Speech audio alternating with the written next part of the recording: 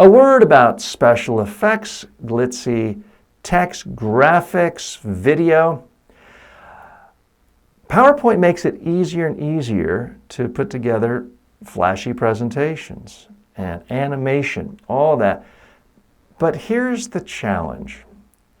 If your audience is coming to you and they're primarily focused on looking at a screen with lots of animation and special effects, at some level, they're comparing your presentation to the latest Star Wars movie or other Hollywood blockbuster where hundreds of millions of dollars were spent making that movie. No matter how much time and energy and effort you spend on the special effects of your PowerPoint presentation, I'm pretty certain it's not going to stack up well compared to the latest Star Wars movie. My advice, spend that time and energy on all this graphic stuff, actually having an interesting presentation and rehearsing. There's a finite amount of time, energy, money for any presentation.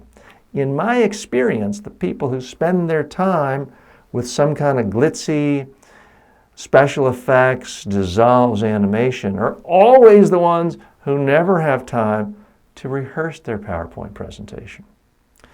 And again, the problem is, even if someone looks at it for a minute and says, oh wow, that's really cool, they instantly forget it because we're all bombarded with special effects graphics all day long. Every TV, every computer screen, every news broadcast, every Hollywood production, lots and lots of fancy production values. So if they're comparing you on the basis of fancy production values, that's not a battle you're going to win.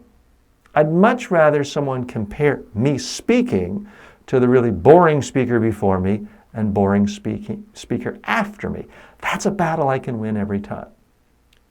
So I would recommend, unless there's a really, really good reason, like if you're a special effects design company and you're giving a bid proposal to someone on why they should hire you, by all means, put a lot of special effects in your presentation.